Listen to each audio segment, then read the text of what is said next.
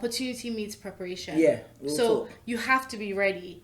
You have to be ready at all times. And that has come up so many times in my life where someone will be like, yo, Cuppy, you want to play? You have to get up there and be ready to smash it.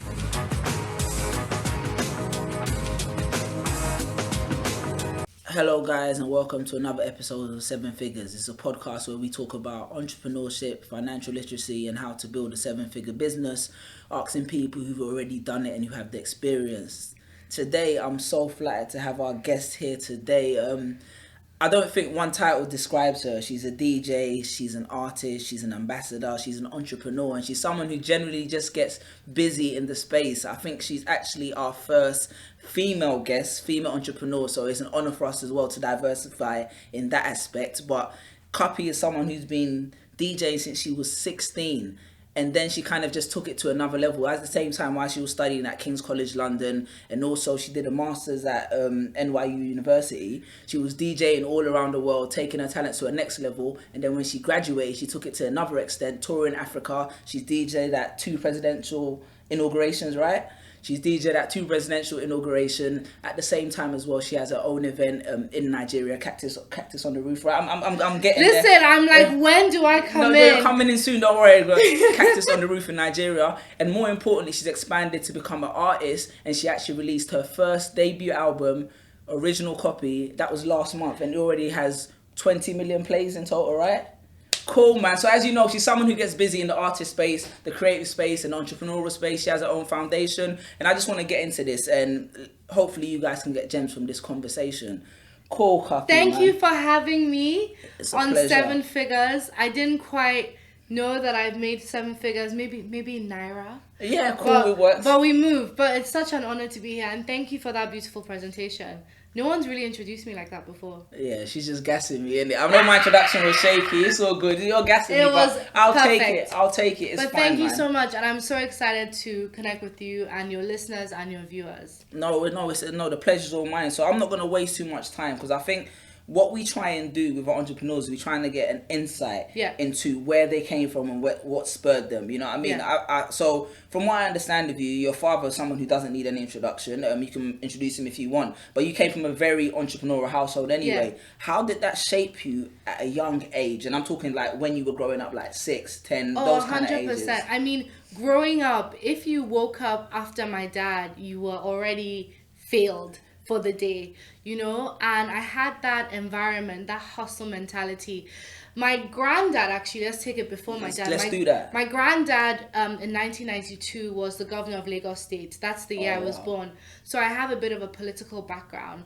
And then my dad, seeing his dad every day waking up for public office, knowing what campaigning is like, being a hustler in his own right, definitely planted that seed in us. You know, my dad has done so many different things. He's ran a bakery, he's ran a finance business, he's gone into shipping, and every single time he thinks bigger and does things in a smarter way. Yeah. You know, I think these days we talk about, work hard. I work damn hard, but I also work smart. Yeah. And I got that from my dad. So, you know, we're 3 girls in my family and 1 boy. So my dad always raised us to be, you know, super equal to men. So, you know, I didn't want to necessarily, even though I'm a bit of a girly girl, I always felt like, hey, if this guy can do it, I can do it too. Yeah. So, you know, I was always one amongst the boys in school. I was competitive, you know, I was loud, I was chatty. And I think it's from seeing my dad do the same thing. No matter how successful he got, every morning he was up at 5. He was watching Bloomberg. He was looking at the newspapers. He was looking for opportunities. He was getting up, going to the depot. That ambition and hunger never left. And I think that's what people always say, Cuppy, like, why are you always working hard? And I just think like the minute you get comfortable is the minute you stop winning. And I think another thing that's really important, which I picked up recently, is there's 2 important days in your life, you know? It's the day you were born and the day you realize why. Oh, she hit us with a philosophy there, boy. I'll take that. I think Cuppy is so much more than a DJ. Cuppy is more than a philanthropist, more than a businesswoman. more than an artist, more than a host. I'm so many things. Now, I don't know where my life is going and what my purpose is, but I know that whatever I'm doing at every given time is important, and it's shaping me. Like it's taking me towards that path, you know, and it's really important to, as an entrepreneur, be fluid. You know, now I'm an artist. I dropped my debut album, like you said. I never set out to be an artist. Music is something I loved, but you have to be fluid. And that's what I think a lot of us, you know, wake up in the morning. Yes, I'm going to do it. But how? And the how, people are probably looking at me like I have it figured out. I have no idea what I'm going to do in 2021. 2020 has not planned the way any of us. Yeah, definitely. But you have to go with emotions. And that's what entrepreneurship is. The market, the environment, the world, politics, culture is always changing. And you can't be too set in your ways. But you have to know, like, you have a purpose. Everybody has a purpose. Whether that's cleaning, whether that's running a country, whether that's dancing on a pole, whether that's being a doctor. Everybody has a purpose. Most definitely. No, I appreciate it. I feel like you're giving us more insight than we're ready for. Now we're going to get to it, though, because one thing I did notice, you're an extremely hard worker. So I see how your dad enforce that. So let's talk about mama cups, you know what I mean? Let's talk about your mother. As a woman as well, and as a female entrepreneur, how did she kind of influence your upbringing in that aspect? That's such a great question. And, you know, it feels really nice because people always ask about my dad. My mom has been a strong influence in my life. I think seeing a woman as a mother, but also as a businesswoman, being able to juggle both inspired me. My mom, actually, interesting, my dad is known for his most successful business, which is Xenon. My mom started her business, garment care, before my dad. Oh, wow. And my dad has stories about, you know, his wife being the one getting up and going. Even though he was making more money doing less, that idea of be a boss, marry a boss, build an empire. Iron sharpens iron. You know, that's what, I mean, I haven't figured that out for myself, being still single. But I think that's the idea of it, you know. So my mom was this powerful woman, and she was a great mother, but she gave us a lot of tough love, you know. Despite people thinking because of my background, you know, things were spoon-fed, they weren't. You know, respect was not just kind of tossed, it was earned. I have so many memories of my mom disciplining me, my mom making me do things that I didn't want to do. Why do I have to do this lesson? Why can't I go here? Why can't I have this? You know, my dad was actually the more chilled one. So, you know, I thank my mother for being there, because I think my life would have been a bit more different. You know, we were all daddy's girls, and I have amazing sisters. I've got Tolani, who's an artist, and Temi, who's an actress. And, you know, all of us are killing it in our fields. And, you know, it's really interesting, the idea of positive competition. Yeah. You know, I think a lot of Africans, the way we're raised is like, okay, we all sibling have to rivalry. do all. Yeah. But it's positive, I think, because my dad had that with his siblings. My mom and dad had that together. And it pushes you. You know, when you go to the dinner table at the Otedola's house, you don't want to be the one that has nothing to say. Yeah. You know, and because, you know, dad is shining, Cuppy shining, Tolani shining, Timmy shining, and so it just becomes this really interesting environment. You know, some people say we're like the Kardashians of Africa. Now, people think that could be a bad thing. I think it's a good thing, because we're all entrepreneurs in our own right, and you know, I think we're pretty vocal about it. But my mom is definitely that glue. So shout out to Mama Cups. She's the Chris, yeah. She's the Chris. She's so the which Kardashian are you? She's the mama jack. Which kind of... Who's on the leaderboard? You know what? Which People one are used you? to say, Don't tell me what people said. I want to know, which one are you? You don't want to say I would probably be Kim. I'm the most extroverted out of my sisters. But having said that, you know, there's aspects of me that are developing. You know, I'm 27 years old. I think I still have a lot of life to experience. So let's see. Alright, cool, man. So from your upbringing, I want to talk about another interesting element of it. So you grew up in Nigeria till you were about 12, I believe, whatever. Yes. Then you moved So you moved from Africa to Europe. You came to London or Canterbury, I'm not sure. Yes. But yeah, so you went... really did your research. Oh, I tried a little bit, man. I tried a little bit. So you went to boarding school.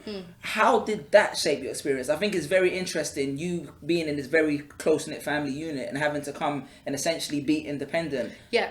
That was a big change for me. You know, I felt like overnight my life changed. I barely had come to the UK, so it was like going from amazing Nigeria where I felt comfortable, that was all I knew, to coming to a place feeling, you know, talking about isolation, you know, I felt like British people were a bit cold, the weather was cold, the food was bland, you know. And so from that moment, I came with my younger sister Tammy.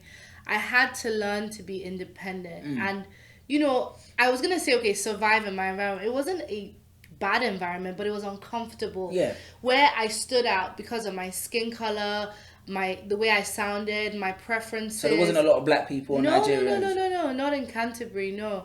And so I had to adjust. So it made me a little bit, I think, it made me very much focus on who I wanted to be. It made me very individualistic.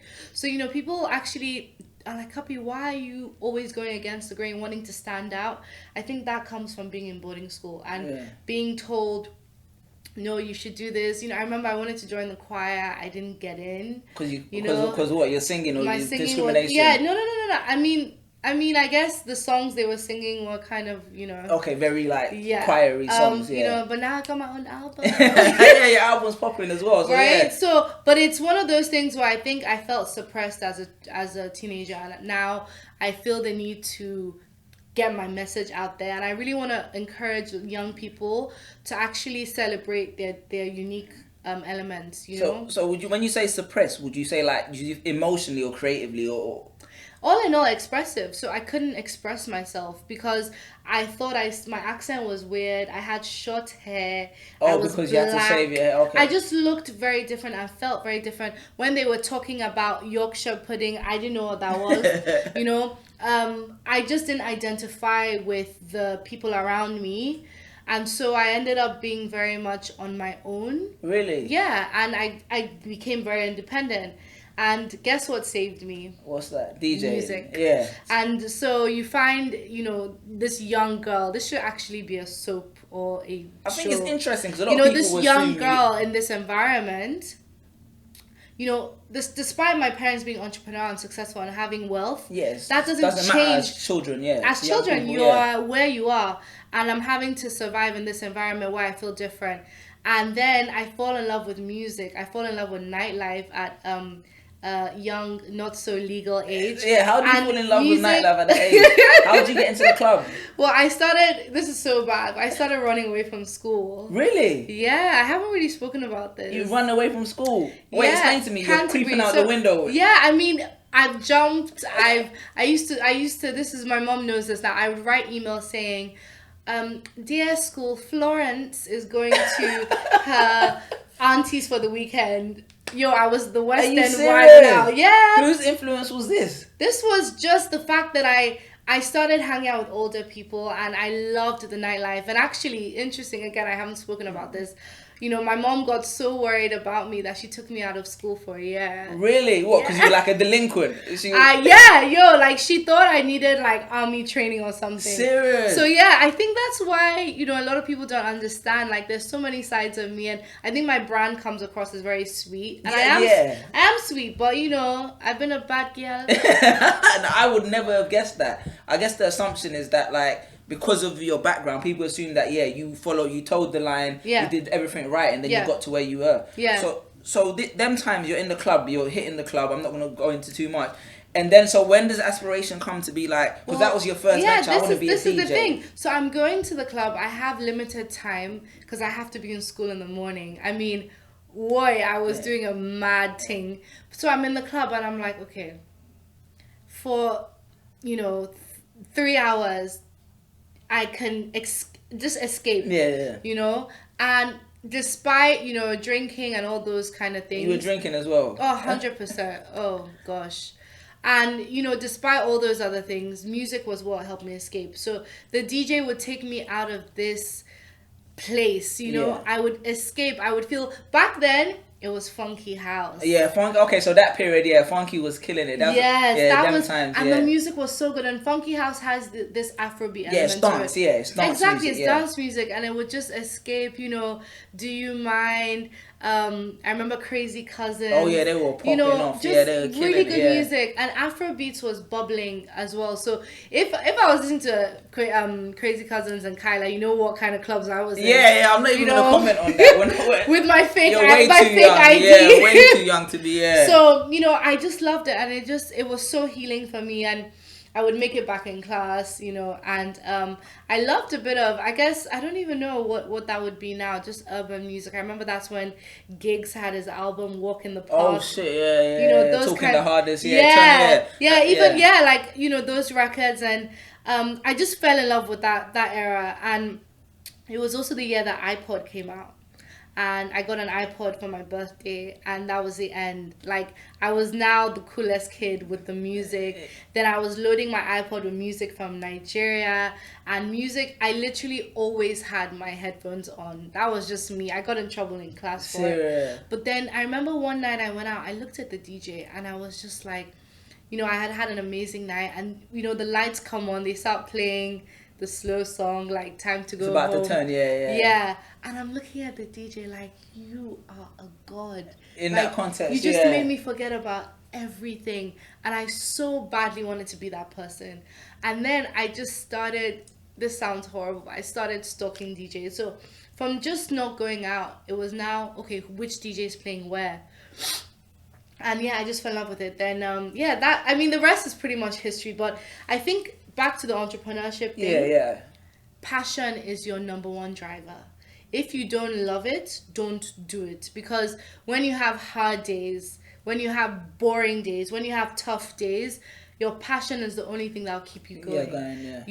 That's the only thing, and no one can be passionate for you. You have to be your biggest fan. So if you're not, it's going to fail. And that's the problem, especially as Africans.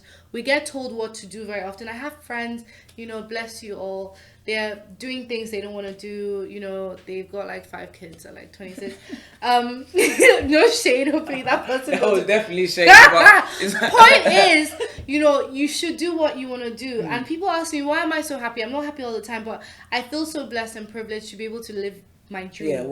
Get up and do it. And it's not always fun. I lose sleep when my manager is like, Cuppy, but what I love definitely makes it worth it. No, I totally hear that. I see the passion and the fuel, because I think any entrepreneur knows that, like you said, it's not just going to be like process that's going to get you through. There needs to be a driving force behind that. So you're in love with DJing. How do you transition it to a business? And I listened to you when you said you spoke to your dad about it, you had that conversation, and I think that's out there already. But how do you actually be like, I'm going to do my first gig, I'm going to host this night, and people are going to take me seriously? Yeah, that's a great question. I still don't think people take me seriously enough, which is quite hilarious. I don't know whether I'm just traumatized from building up my brand and just constantly having people question my craft. But the truth is, actually, people take you as seriously as you take yourself. Yeah. And before I was even who I was as Cuppy, I always felt like I wanted to do this shit well. I was like, I always say every time I talk to people, anything worth doing is worth doing well. So I was like, cool, there's DJs. I did my research. I was like, there's this kind of DJ, that kind of DJ. But I want to do it on a premium scale. And I want to do it so well that it can be my job. Love a day you love. Never work a day in your life. Wake up happy, excited to do what you do. So, turning your passion into a profession is a very complex thing. First of all, you have to break down your passion, and you have to specialize in your passion. Despite me doing all these things now, DJing is still my first love, and it's still my foundation. And I actually have to constantly communicate that, I'm Cuppy, I'm not DJ Cuppy anymore. But DJing is still important. I can't go too far wide I'm like scuba diving, and it has nothing to do with music or what I believe in. And so really hone into your passion. Make sure that you understand it, you build it. Another thing is skill set. we thank God I don't DJ like how I used to DJ when I was 16 because I was pretty shit. You know, I remember having horrible gigs, horrible, where I couldn't mix songs together. I was booed. It was bad enough being a woman. Well, people booed you. Of course, listen, this is music. Was this in London? People DJing, booed you? no, in Nigeria. Oh, wow. You know, okay. DJing is not, it's an art, it's an expression. Like you have people's attention for a short span of time, and it's pressure. You have to mix records, you have to make decisions. It's really it's not easy, and I had to get better. I had to force myself to learn how to be a better DJ. And actually, I'm still forcing myself to learn. You know, I want to work on my scratching. I don't need to be a scratch DJ, but I want to learn. I get inspired when I see people doing things well, and it's that constant hunger. Another thing you need to do to turn your passion to a profession is look at your market space. What is going to make you unique? Yeah. Why are you going to book DJ Cuppy over DJ? And it's really important. So I noticed there was a lack of female representation. Before I even looked at my genre, I always knew that being a black female DJ was unique. And I decided to build on that. Okay, cool. And you were called Cuppy at the time. I was actually DJ Cupcake because that's where I get it from. Okay, cool. Yeah, and my company's called Red Velvet Music. Red Velvet, yeah. Because Red Velvet's my favorite cupcake flavor. I see the synergy, vertical integration. It's all passion. But, you know, the thing is that you have to make sure that you're offering something unique. It's a competitive market. Even now for female DJs, it's competitive. Even now for Afrobeat DJs, it's competitive. Even now for female Afrobeat DJs, it's competitive. Yeah, it's a bigger niche, Yeah, so you have to constantly redevelop yourself. And that's when, I guess, I started branding myself a lot more. I'm lucky enough to have other opportunities. You know, I don't just DJ now. I'm a host. I'm an advocate for different things. I'm just a lot of different things. But point is, you know, it's making sure that you've looked and you've calculated. Then, positioning. Wow, I'm really giving you all my secrets. We need to know. Positioning is everything. So when you find an opportunity, how are you going to position yourself? So, okay, I looked at my marketplace. Not enough female DJs. Great opportunity. Now, how am I going to get the gigs? The way you position yourself is everything. So I'm a go-getter, you know? Yeah. We talk about shooting shots. I shoot my shot. I don't wait for the shot to come to me. Which is probably not working out very well in my personal life. Don't worry about that. That can handle itself. Well, for work, shoot your shot. Yeah. So, you know, I put myself in a position where, you know, I was working alongside DJs. I was learning. I was soaking in information. Any opportunity, I was early. My first gig came when I was about 15, 16 years old. 15? I remember where it was. It was in a club in Lagos, and it was called Rehab, which sounds horrible now. There was a DJ, and he was late, stuck in traffic. I had been there every weekend partying. I was partying, but I was also like studying the DJ. And the club owner goes, "Oh, the DJ is late. Oh, someone play music." And I was like, "Can I play music?" They were like, I played music, and like, honestly, I just remember I forgot, and like 20 minutes had passed, and the DJ was standing behind me like, okay, you're doing your thing. I sounded horrible, but at least I played music. Yeah. From then on, I just started stalking, and I was spending the night less drinking, more studying what the DJ was doing. And so I made that opportunity happen for myself because I was on the club owner's neck like, please give me one chance. And he gave me a chance. It was like 8 to 10 p.m., which is when the cleaners aren't even in yet. I DJed to nobody, but I just created that opportunity, you know? So I think another gem to share at this point is, opportunity meets preparation. Yeah. So you have to be ready. You have to be ready at all times. And that has come up so many times in my life where someone will be like, "Yo, Cuppy, you want to play?" You have to get up there and be ready to smash it. You know, I'm probably falling off a bit because now I'm like, because you've blown now. Yeah, because you've blown, because you're clear now. It's a reminder to myself, actually, be ready. Hustle, be ready. So be ready. Yeah, no, I think it's amazing the way you're identifying all these business principles. Obviously, maybe at the time you didn't, but in hindsight, from your experience, I had no idea. I'm learning. I'm teaching myself, and I'm reminding myself because I think, despite being successful with what I've done, there's more to always do. 110%. So I think it's also the way you're articulating yourself, I see that it comes from like experience, because I don't think a lot of people know, but you studied business at King's College. I did. And then you also at NYU you studied music business and masters. the profitability. But I want to touch on something first. In the masters, you studied specifically the profitability of African music in the Western market. Yes. Which I think is interesting, because the first type of music you started making, talking about position and niche, was Afro house music, which is kind of, I mean, it's a sound now, but back then it was quite like revolutionary. Yeah, it was. So what brought you into that decision making process? I mean, so yeah, that was my thesis, which I probably need to read again. But just to touch on education, I think that anyone watching me feeling inspired, it's not only my experiences, it's my education. And I just believe like knowledge is power. The fact that I've been able to learn, whether it's been math or English or sciences that I literally do not apply on a daily basis, it's the discipline of just learning. The fact that school makes you sit down and concentrate on something is the same way you're going to need that your whole life. You're going to have to concentrate on something. So I really encourage everyone to be as educated as possible. Actually, again, I haven't told anyone this, but I am hoping to extend my education. I'm actually currently applying. Oh, really? For another degree. Best of luck. I wish you the best of luck you. with that. And I think it's important.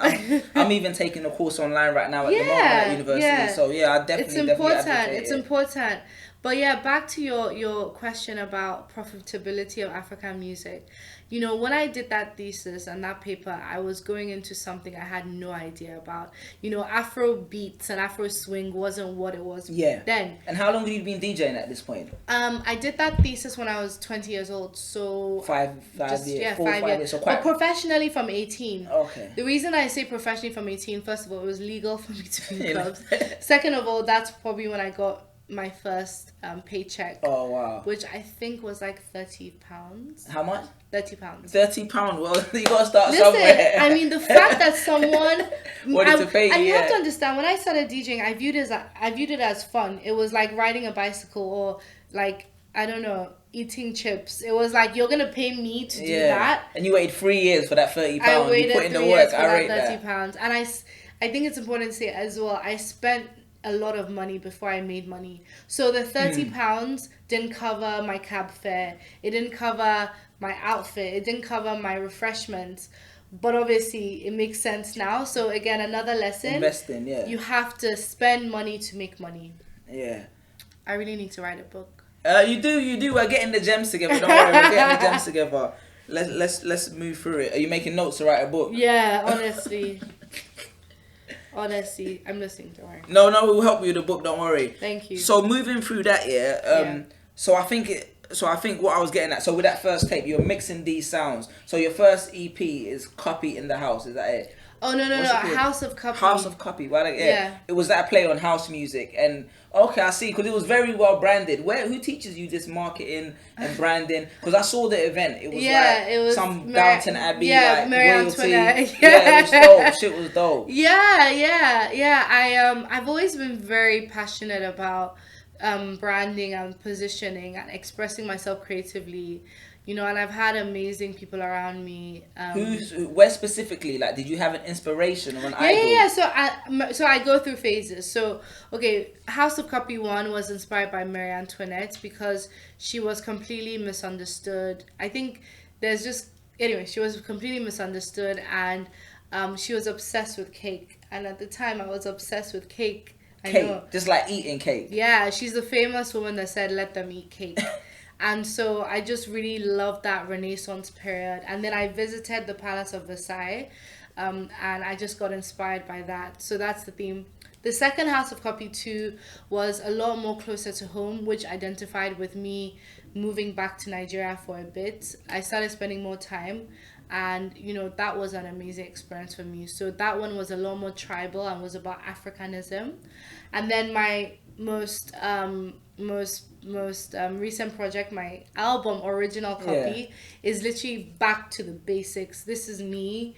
I am who I am. Take it or leave it. Nice, dope, man. I listened to the project. I like the way the intro. You said it was inspired by Denzel when you're in starting at the village. And Denzel from the label I'm signed to, he said, "Cuppy, put your DNA in it." And I literally went to my village, Ekwe, which is slightly outside. It's in Lagos on the outskirts, and I took sound recordings from my grandmother's farm, and it's all over the album. And I'm so proud. You know, I always wanted to do an album. I really did. Now people are saying, what are you doing next? I don't know, but I think in life, another gem, always have goals and ambitions. So okay, cool, whether or not my album streams 1 million or 2 billion or 1, as long as I set out and I did what I wanted to do, it's a tick in the box. No, I really enjoyed the album. I didn't know what to expect, but I listened to it and I really enjoyed it. Obviously, I'd heard the singles, Techno, and like I'm Ghanaian, so Sarko there, you know, I've heard all these singles. But when I listened to the album, it's a very, very coherent body of work. Thank you. In terms of an artist launch, oh, you got the tree, yeah? Oh, I'll allow you then. In terms of an artist launch, so your launches are quite extravagant, you know what I mean? How do you budget for an artist launch? In terms of like, you haven't made any money off the project yet, so what is the planning process behind, I'm going to launch this project and I'm going to go ham and, like, if you see the video, you know what I mean? Yeah, or for House of Cuppy? Yeah. Or well, yeah. I mean, actually, I'm even trying to remember how I launched my album. My actual album, so House of Cuppy 1 and 2 are compilations. My debut album, Original Copy, we just had like a... Oh, actually, we did have a launch. Yeah, but it's lockdown, innit? So you have to minimize it. Yeah. It's not even, apart from even lockdown, I think that what happens is you gain experience. So I look at House of Cuppy 1 and 2 as amazing projects, which I spend a lot of money on. But then you also have to create a business case. So now, taking things to the next level and making this my livelihood, I can't necessarily afford to do those big things. Yeah. And you adjust as you go. And now that music more than ever makes artists money, I have to make sure that I'm always in balance. So I'm justifying my costs with my revenue. You know, having said that, you still have to spend money to make money. Yeah. And I think that what has helped is those things. So for example, House of Cuppy 1 and 2 were remix compilations, so I couldn't actually legally make money from them because they were remixes of other people's songs, so it was just for promotional purposes only. But when I look at those two projects, I look at how it positioned me as a brand and as a creative, which has probably justified in other ways. So not making revenue from that music probably compensated with revenue from brand opportunities, because your credibility and also from exposure. So we're in a world where we have to constantly go back to the writing board, go back and kind of make adjustments. So apart from lockdown, I really wanted my album to focus on building my fan base, solidifying it, and really getting my music out there. So, you know, there wasn't such a need for an extravagant event, but I think I did one. I did a really nice listing in my office, which was really, really lovely. It was small friends and family, and I got to DJ, which was fun. Yeah, no, Linda, when you said to me, it was really good. It was really, really fun. I was babysitting that night, so I couldn't. No, but it was really, really nice. In all the context of everything you're creating, it all comes under the umbrella of the Red Velvet Group. Yes. Do you want to explain what that is, how it was founded, and the kind of like its functions? Definitely. So Red Velvet Music Group is my company, and it's my base, it's my kind of like safe space. And the reason I created the company was because I needed to be ready for the level I was going. I didn't know where I was going. When did you create it? In 2016, I think. No, 14. 2014. So 6 years ago, which is kind of crazy. And I always wanted a company that created a home for Cuppy and also for other creatives. So I always wanted to run myself as a proper business. So I'm Cuppy, but Red Velvet Music Group manages me. Red Velvet Music Group owns me, and I am a product. I think when you are your brand, you can't be emotional and attached to yourself. Cuppy is a money-making brand. It's a tangible thing, and my dream and my hope is to have more Cuppys in the future. Red Velvet is supposed to also be an opportunity to create a safe space for artists from Africa, from Nigeria, to express themselves. We want to have platforms. We've done a couple of really cool things. You know, we produced a show for Fox Life Africa. We've had #RVMG, which was like, it was our hangout, a bit like this. And also we've been able to work with other creatives from directors to producers. And I think the issue, as a businesswoman versus being Cuppy, is the fact that Cuppy is moving at such a fast rate. And, I really want to develop RVMG beyond Cuppy, but I think good things take time. Yeah. I feel like you're always doing 10 things at once, which is a testament to your hard work. I know, so I want to ask 2 questions there, because now I'm just taking it back a bit. You come out, you're a DJ, you're establishing yourself, but at the same time you were studying and doing all this stuff. Yeah. What would you advise starting a business while someone is studying? 100%. I mean, except you want to be a professor. I think that you have to multitask. Life is multitasking. Life is always going to be that, whether it's balancing family and work or it's balancing ambitions and realities. You have to learn how to multitask. Multitasking is literally one of the best skills you can have in this life. And that's why I really, really, really, really encourage people to get educated, because education will force you to make decisions, to have tasks, to have deliverables, because life is always going to throw that at you. One thing you are guaranteed is life is not easy, no matter who you are. So for me, starting as early as you can will give you that jump start. It'll give you that confidence. It'll let you fail earlier so you can recover quicker. It'll help you be more informed. When I registered Red Velvet Music Group, I just did it, at company's house. I didn't know what it would be. Now we have an office here in London. We have an office in Lagos. I think I employ over 7 or 8 people, and, we're still growing. And so I think you have to think big. If you can see it, it'll happen. Think big and figure out the rest on the way. Now, don't think stupid. So, I've had to also make sure that I'm doing what I need to do in between. So in terms of my own story, I had to make sure that I didn't fail school, because that wouldn't help me. Yeah. I had to make sure I knew how to DJ so I could actually get gigs. It was important. I know a lot of artists, I meet a lot of people who stop school to do music, and that's fine. Everyone's path is different. It's the same way some people are going to think I'm crazy for wanting to do another degree. But I think it's very important that you have structure. So if your structure is waking up in the morning and doing this and doing that, that's fine. If your structure is waking up at 4 p.m., that's fine. But just have a routine. It's really important. So what does your routine consist of at the moment? And how does it differ from when you first... No, because I want to know, because when you... I know, to be I'm fair. conscious of time as No. I need to start doing what I preach. My routine is pretty messed up at the moment. Is she lying to us? No. I honestly, my routine has been adjusted because of COVID. And also, I'm having to readjust. So I am about to get into routine. So... my routine at the moment is working towards 2021. So every morning I'm waking up thinking about the future. I'm living in the present, but I'm constrained. My environment is constrained. I can't do the things I wanted to do. So I'm doing what I can, but planning. Like, planning is one of the biggest things that I think has helped me.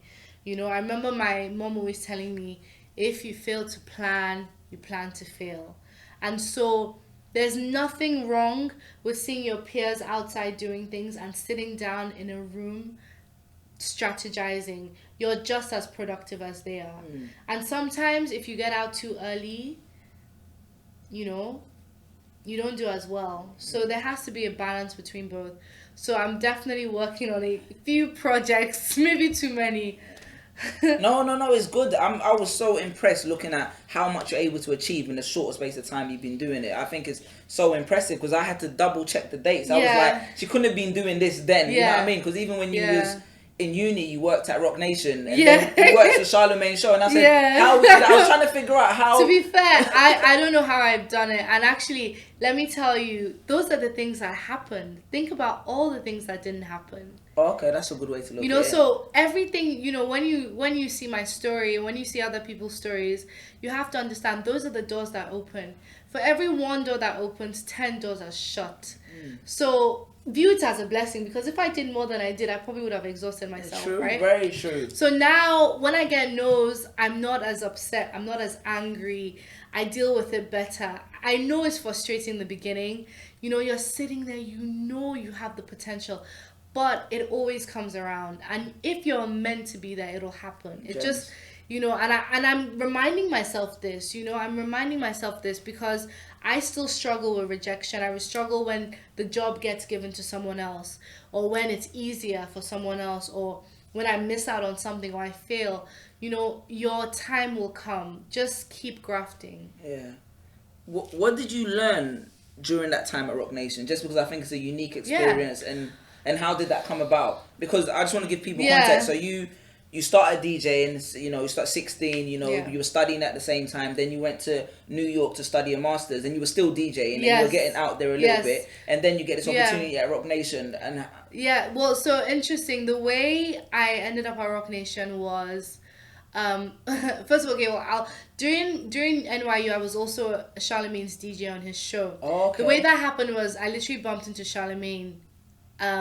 Wait, how'd you bump into Charlamagne? I know, at a cafe in New York, and I told him I was a DJ, and I tweeted at him. This is what I'm talking about, shooting your shot. I tweeted at him, great to meet you, and he literally messaged me saying, he didn't even know how I DJed. He just loved my energy, loved that I was confident enough to say, I'm a DJ, I think you're great. And he just gave me the opportunity. Rocnation happened through, it was actually a meeting set up by my manager at the time, but it was more to just kind of meet my boss, Brian Biggs, at the time. And Your boss? Yeah, the person I interned for. Oh, okay. Oh, sorry, okay. And I worked under Brian Biggs for 2 years. I helped him set up the African subsidiary. We brought a lot of artists in, a lot of African culture in. And I just remember, you know, the reason I got that was just the fact that I was hungry to learn. I was ambitious. I put myself in a position where, you know, it was hard because, you know, I had to be at Rocnation and at NYU at the same time. I was running between Midtown.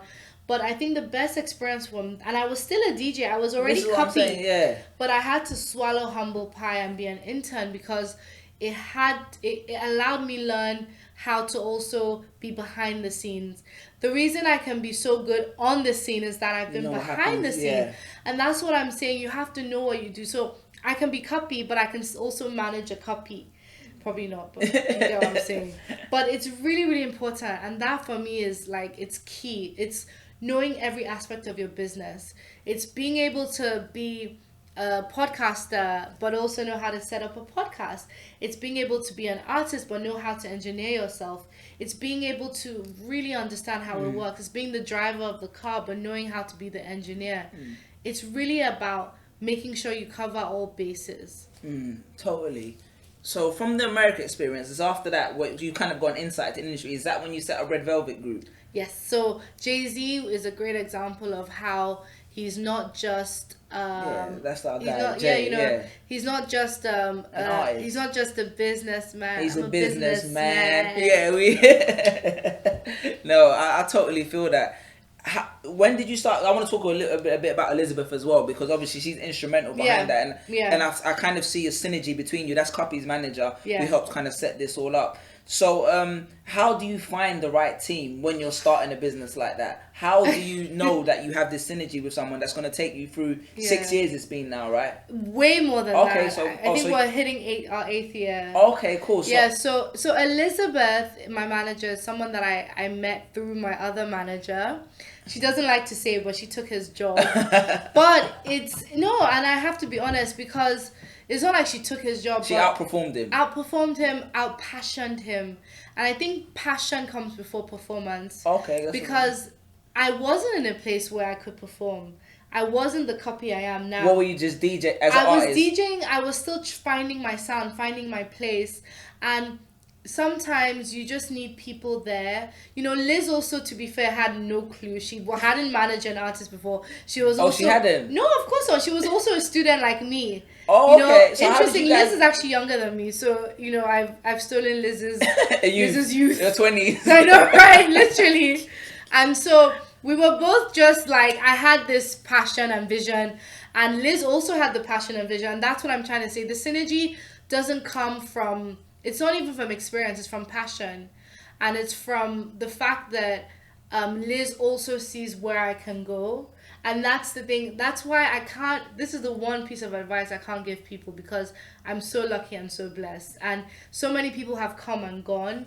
But it's just the passion. It's the fact that Elizabeth, my manager, views me as an individual and views me and respects me as one, but also, you know, is able to hone and develop and exploit Cuppy. It's really important because I am a human being, and it's the fact that, you know, we're both constantly viewing and pushing ourselves. You know, as ambitious as I am, it's also Elizabeth. You know, I definitely sometimes I'm like, I want to do this. You know, literally, this morning, today, I was like, I just want to chill, you know, and just I don't know, eat food and drink and just be merry. And, you know, I was like, Liz, no, I don't want to really do anything. She's like, well, Cuppy, you're the one that said you want to be out here. And I was like, oh, damn it. No, but you need that in it, yeah. You need that iron sharpens iron, yeah. Yeah, so it's really iron sharpens iron. So I think I'm lucky enough to have found that synergy. So my advice, it's hard to, I mean, except you try and clone Liz, which is impossible.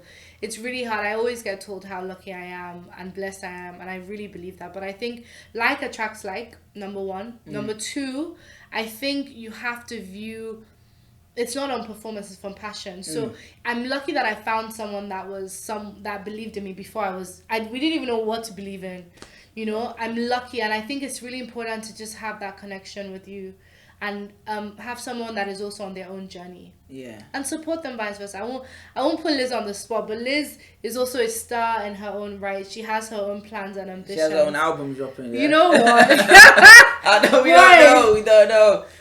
No, yeah, Cuppy's busy, and I know you've got 3 more events to be at after this. We've been told that, you know, you're in high demand at the moment. So before we kind of start closing up, there's just a few things that I want to talk about you as an artist, and I want to talk a bit about what's going on in Nigeria, and then we can kind of like close. But in terms of as the artist, you know, you come from university, and I'll just summarize the story. Basically, you went to Ibiza, and you saw these people DJing, and you was like, every international DJ is an artist as well. Yeah. So it's a business decision, but it's also and then you go and release your first single with techno. Yeah. And this was you saying, I want to become an artist. Yeah. And Liz was like, cool, you can become an artist. Yeah. How do we transition businesses? Yeah. Well, I was sitting there as a DJ, and I was doing well as a DJ, but I wanted more. It's that ambition. And, you know, I have a certain lifestyle, and I have a certain merit. Sorry to cut you off. You were also being ambassadors at this time. You was also like, you do have the ambassador roles, like Pepsi. So as a DJ, I was very successful. Yeah. But I wanted more. And that's why it's important to surround yourself with people that influence you and push you. I wanted... You know, I remember when we landed in Ibiza, I just saw private jets everywhere.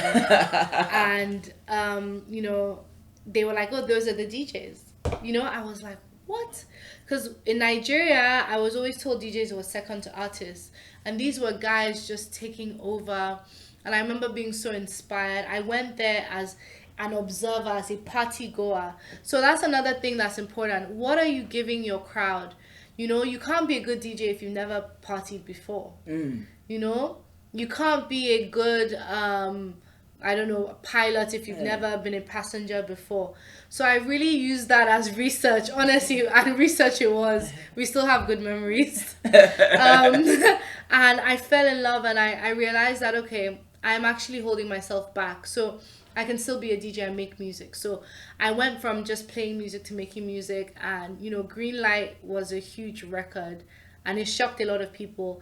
And I remember seeing Calvin Harris, and he, not only did he make music, he sang on his music. Yeah. And no one tells him, I don't know how his experience was, but people told me, why, you know, singing is definitely not a gift of mine, but I wanted to express myself, and I'm glad I did. Cool. And so then, as a fully fledged artist, what was the biggest stumbling block going between those two areas? It's a good question. I think was it literally just credibility, or like the education process? Because I imagine being an artist might be a bit harder than being a DJ, because it's not just a service you're providing, now you're creating content as well. Yeah, definitely. You are yourself. And I remember having to get used to actually playing my songs, you know.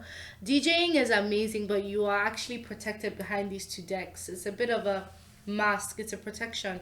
So being an artist, I felt vulnerable. I remember like my first time performing, I had to get used to leaving the decks and holding the mic. And where was that? Where was it? That was, I don't even remember. That was actually, I don't even know.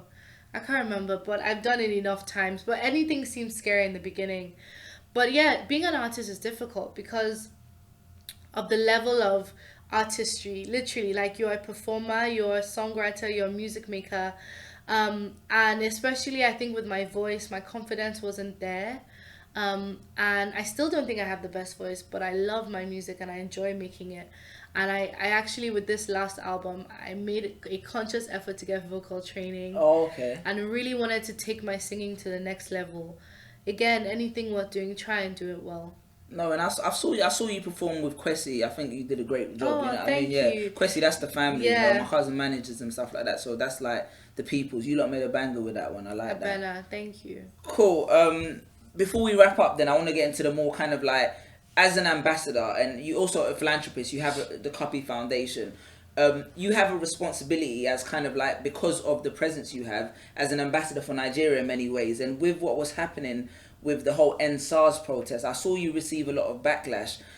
How do you feel about that particular situation, and how would you have liked to see it resolved, you know? Well, I think regarding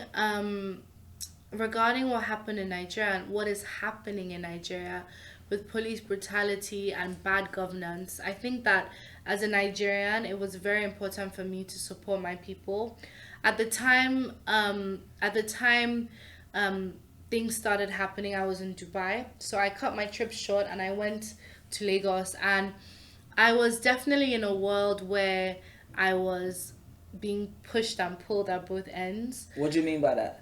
I was in a position where I wanted to express myself, but I couldn't for different reasons. I have a certain loyalty to my fans. I've always been very, very vocal about how I feel, and if something isn't directly affecting me, if it's affecting people around me, especially those that support me, then it's enough for me to fight for. It's enough for me to be part of.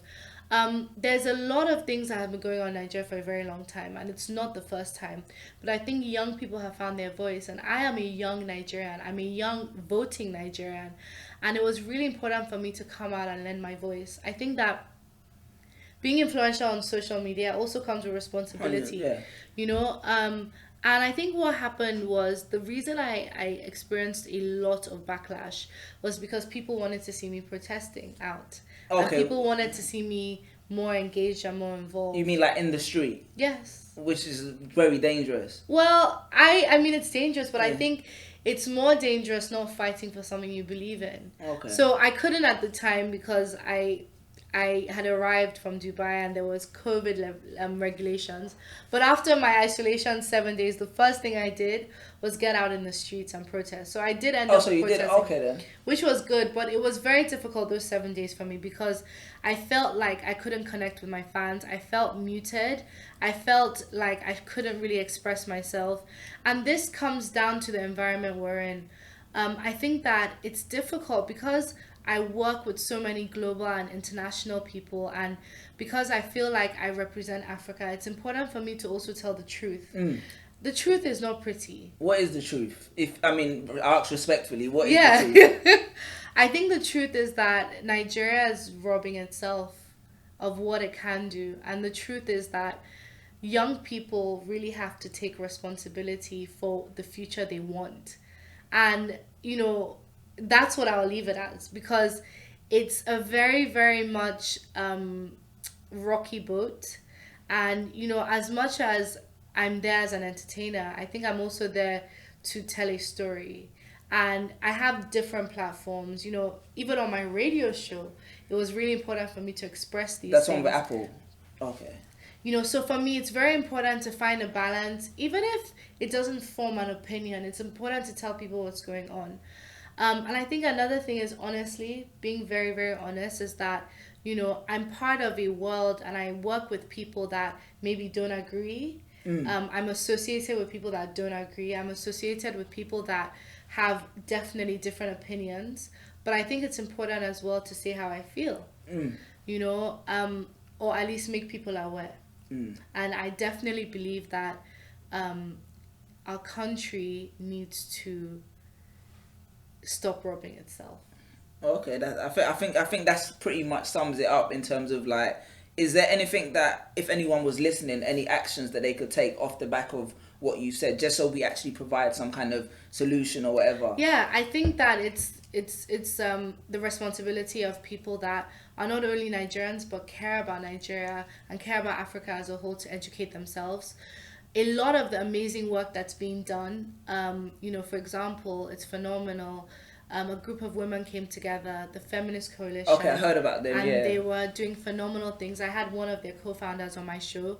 It just shows that, and some of these women are actually women from the diaspora that moved back home. So it just shows that when you collaborate and you have a common goal of just good work, honesty, it's possible. I remember growing up like, oh, all Nigerians clash. Nigerians, we don't work together. I think it's African tribal in general, yeah. And actually, I think the protests and what has been able to be created as far as awareness is an example of actually maybe it isn't our generation that think that way.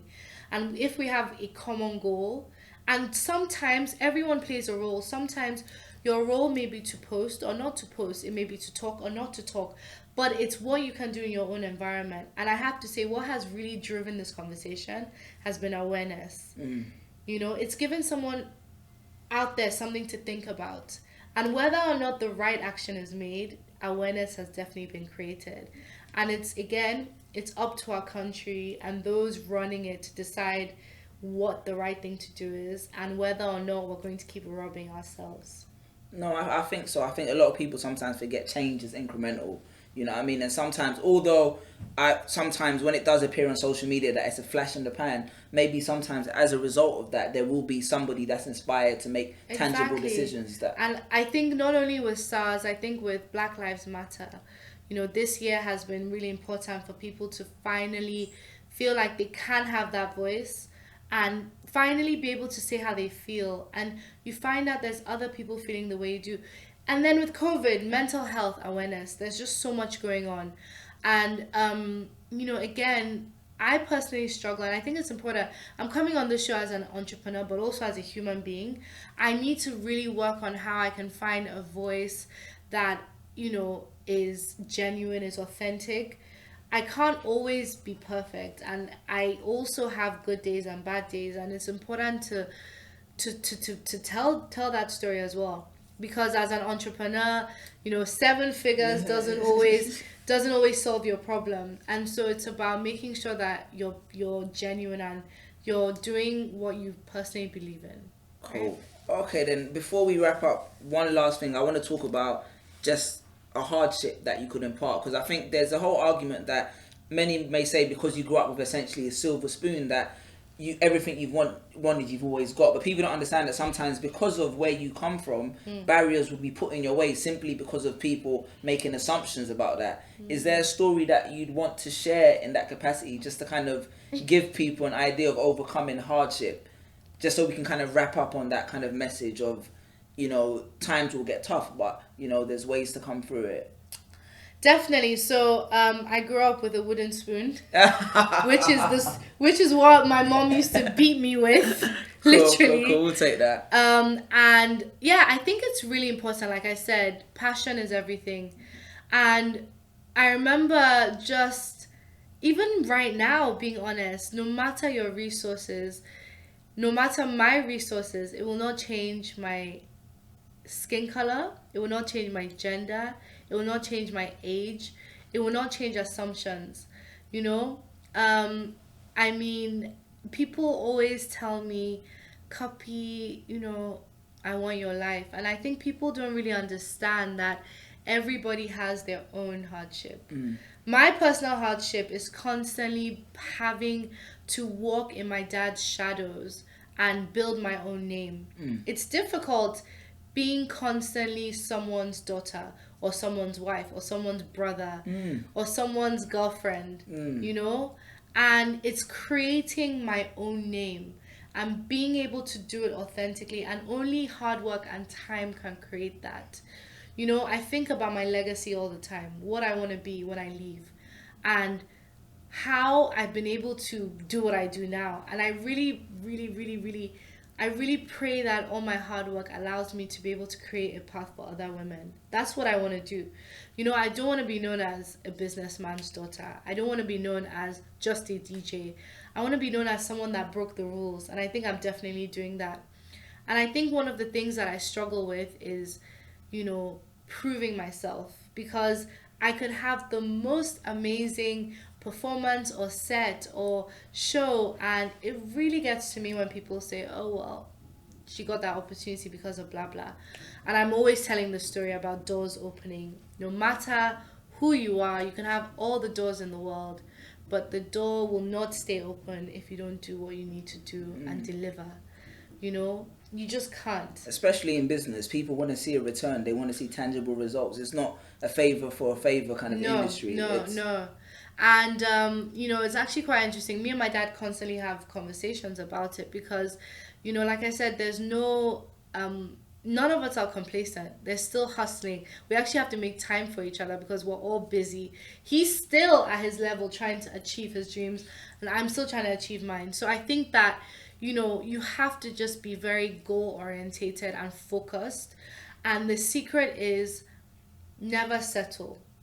You know, you might end up exhausted, which I am, but I think that's the thing. That's what really keeps me going. And, you know, I remember I was like, gosh, okay, I want to DJ and I want to make X amount of money DJing. I did that. Okay.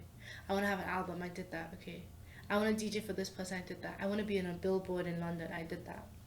You know, now I want to DJ for the Queen. Probably do that too. No, most definitely, man. I don't put anything past you, but no, I know the Ferrari's parked in the hood in it, so we got to make sure that we get it out of here safely. But no, it's been a pleasure to have you here. I think you're talking about legacy, and you actually said something at the start about two important moments in someone's life. And I heard another thing like that. Someone said the saddest day in a person's life is when they die, and then when someone it says, no, I'm going to get it, bro, before we end this. I'm going to end on a quote. It basically said a man dies 2 times. Yeah. Once when they physically die, and one when someone says their name for the last time. If you create a legacy, your name lives on. Absolutely. Thank you very much. Thank you so Thank much. you, Cuppy, for 7 Figures. I appreciate the time. Thank you, guys. You can check out more episodes on Spotify, Apple, 7 Figures Business Podcast, or you can check us out on YouTube, 7 Figures Business Podcast. Thank you very much. Subscribe, like, and give us some more fans, so hopefully you can have more amazing guests. Bless.